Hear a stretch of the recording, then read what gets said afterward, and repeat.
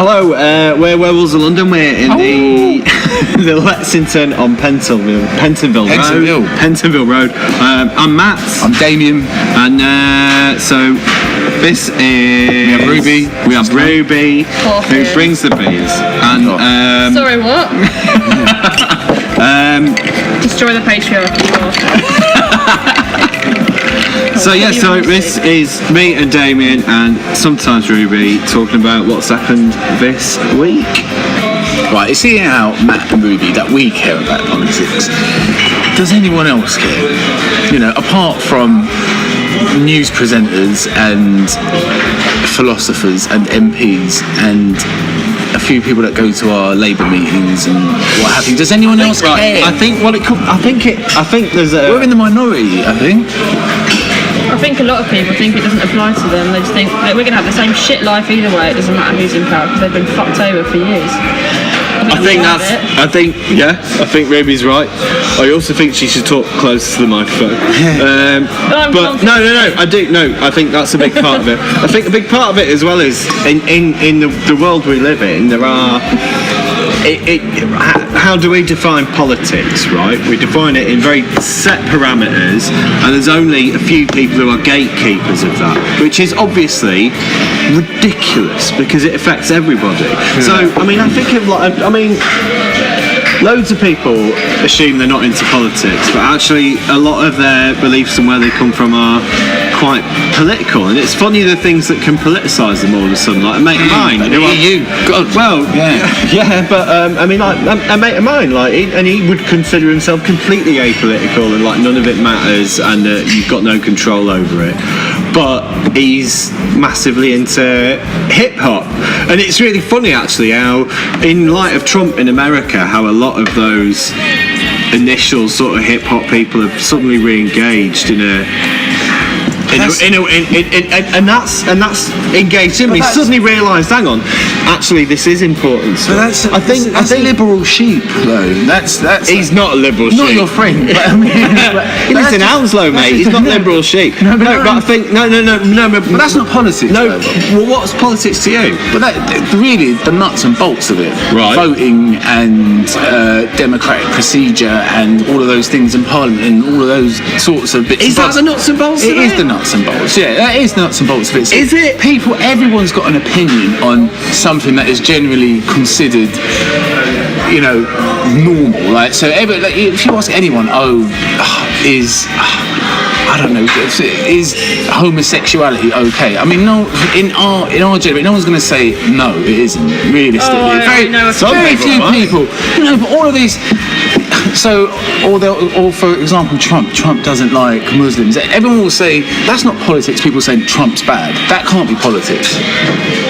So for me, that's just liberals jumping on something. Not liberals, just people that aren't engaged. Just people that aren't engaged. That's the definition of political disengagement. So to me, what politics is communities talking to themselves. No, it is. That sounds weird. No, they do. But it is. No, but it's strange. It's people coming together and having a conversation about how they want their world to be. That's what politics is to me. And I actually think in some ways committees and voting and blah blah blah is kind of the death knell of that. If people are engaged and care about their neighbours, it's about thinking about a broader world than yourself and your immediate needs, and thinking about what can we do to get. That's what politics is to me, and that's the exciting bit about politics. And those are the bits that I think should be encouraged and brought forward. So I totally accept there are bits of our liberal media that will suddenly co-opt things like suddenly, hip hop doesn't like Trump now, so we like hip hop all of a sudden. Yeah, no, bollocks to that, I don't care about that.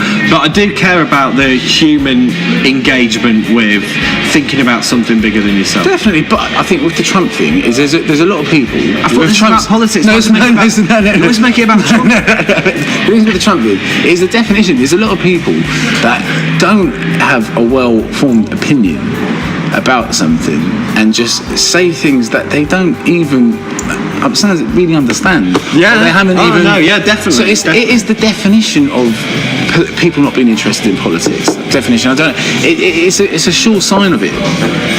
They just say things without thinking, and it seems to be generally accepted amongst the Facebook. Call it the Facebook world that Trump is a bad thing. So they kind of go along with it. I'm not talking about you here, but I was just talking. So it's someone's like people will make jokes about it, but they don't even know. So people make jokes about it. Just like Trump, and it's just worked our way into our vernacular and our sort of collective amongst the Facebook people. So that is, but they don't have any other political opinions. I mean, they piped up a bit with the EU, which was weird.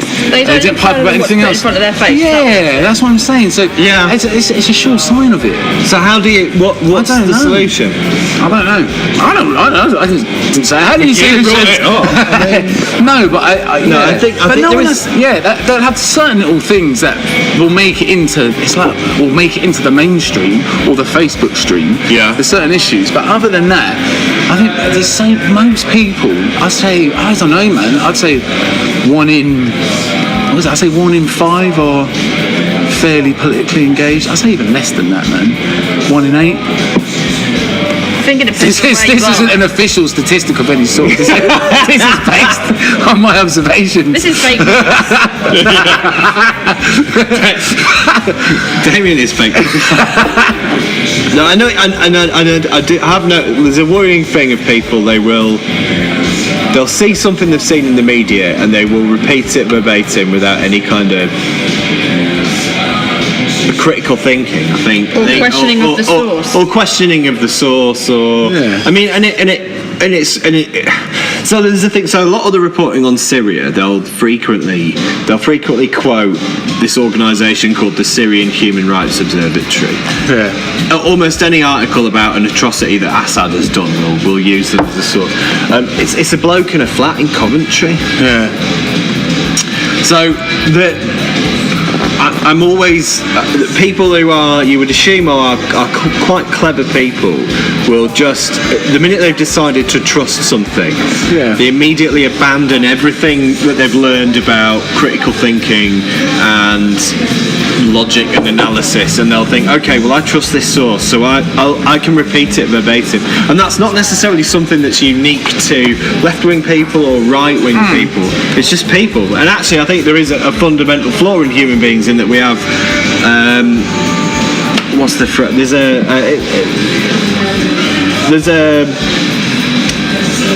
we are. You're gonna have to edit so much of this shit out. No, edit you out. No, people will go. Whereabouts in Coventry is that bloke living? I don't know, maybe not. No, people are cognitively lazy. They will go for the easiest. But even that aside, why don't people care?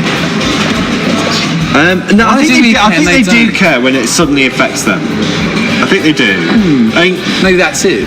Maybe it doesn't affect them. I mean, they don't think it affects them. Well, no, but this is the thing. I think we were born, and we're about the same age, aren't we? No, fuck no. I'm way younger than you, man. Okay, well, I was born. Well, younger than both of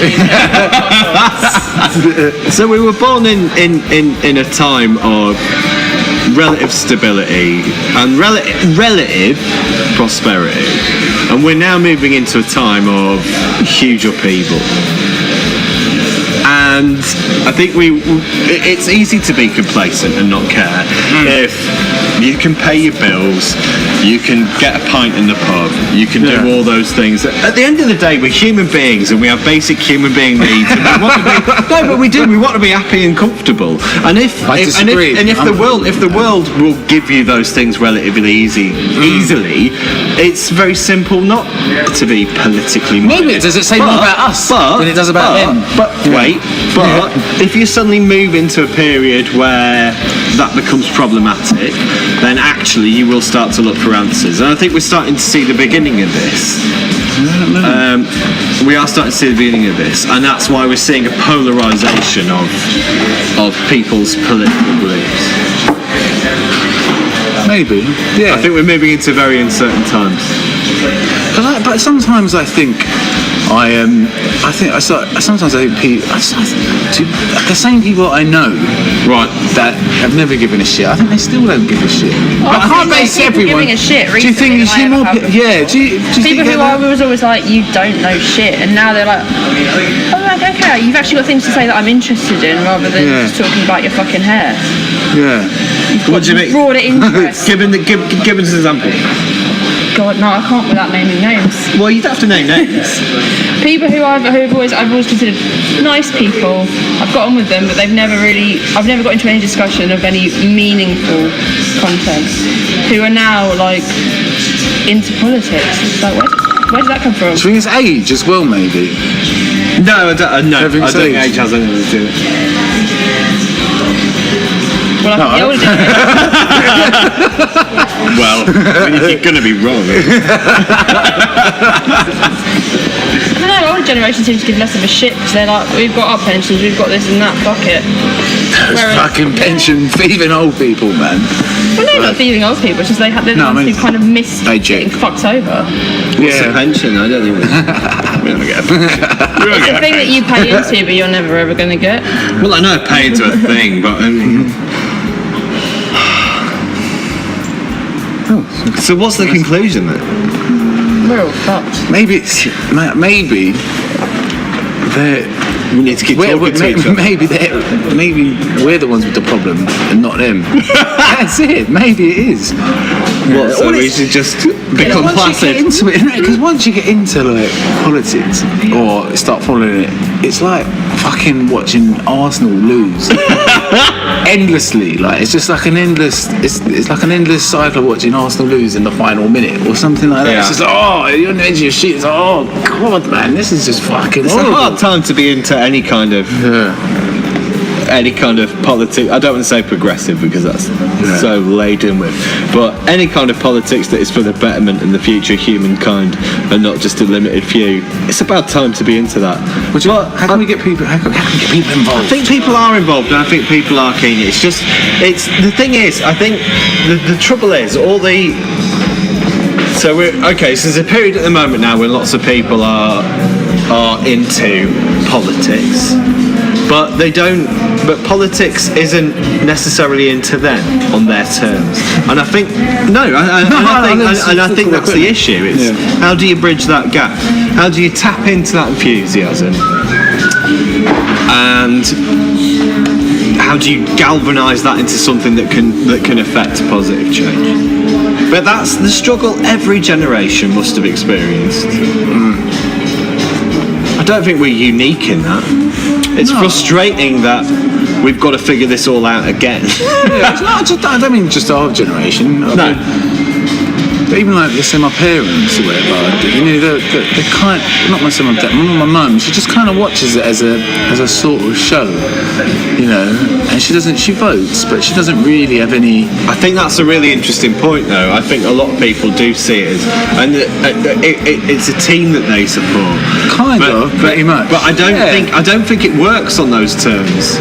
I think you've got to figure out how you can engage with it and how it can engage with you on your terms in a way that works for you and makes you feel like you're getting something out of it. I don't think you can do politics as a spectator. Politics isn't something you believe, it's something you do. You think? Yeah. Deep.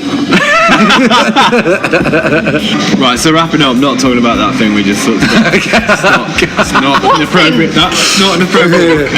So what you been watching on the telly? What am I watching? I don't just news. I don't really watch telly, man. Just watching. You make yourself ill. Yeah, I don't really watch anything, man. What do I watch? No, I don't watch anything. Now I watch Question Time, or I'll watch. I'm not an avid watcher. I hate it, but sometimes you need to. I hate watching. Yeah, I watch YouTube stuff. Like, do you know what I mean? I watch YouTube stuff. I'm into battle rap. Battle rap? What's that? Battle rap. It's rap battles. I'm not going to talk about it, so I sound weird. It's childish. Do you know what I mean? It's not childish. I've been into wrestling or something, which I do like as well. But Yeah, that's what I like. It's good. It's rappers rapping, a cappella, battling each other like. But American ones, quite sort of street, urban, and all that sort of thing. But they're amazing performance artists, man. They got bars. They got bars. Good. Yeah. But anyway, I've been watching Legion. What's Legion? It's very good. It's like, do you like Wes Anderson films? Wes Anderson? Who's Wes Anderson? Royal Tenenbaums. Did like Royal Tenenbaums and Life Aquatic and all. Basically, he's very like he's got a very distinct visual style. Yeah. And this is basically a superhero TV show, but done in the style of Wes Anderson. Fucking love it. So I would recommend Legion and Legion. And Damian would recommend any kind of rap battle. URL. Anything you can find. Just a rap battle. Or Charlie the Unicorn. That's also good. You can't miss. What have you been listening to? Well, today and yesterday I've been listening. I get songs and I just play them over and over. Yeah, so the song I've been listening to is by. Now I'm not really cool enough to be listening to sort of socialist songs and things like that. I'm just not. But this song, like my partner's dad, he recommended it. It's called Joe Hill. Joe Hill. And he's some sort of organiser. He's probably some really important. Yeah. I don't know who he is, but he's an organiser. Didn't they? Yeah, he got fitted up in Utah. In Chicago. It was Utah. Was it Utah? Yeah, or in Salt Lake. And this is a song about him, and it's sung by Paul Robeson, a black singer from whenever he was 50s or 60s. He used to experience a lot of racism, but he's got forget all that. He's got an amazing voice, and he sings this song, and it's just the best written song I've ever fucking heard. We'll put a link in the bottom. The lyrics are just fucking amazing. Like, he's talking to Paul Robeson, not the Paul. He's talking to fucking Joe Hill, and it's just the best lyrics I've ever heard in a song. Yeah, nice. Yeah. All right, I've been listening to Punk Rock Girl by Dead Milkman. Are they the best lyrics? No, not really any explanation for it. We'll put a link in there as well. I think that's it then. So we've been Werewolves of London. Are we on Twitter? Yeah, we are on Twitter, aren't we? Yeah, we're on Twitter. We'll put a link on there. I've been Matt. I'm Damian. What? All right. Thanks for listening. Wicked. Subscribe and all that other stuff. Right. Bye.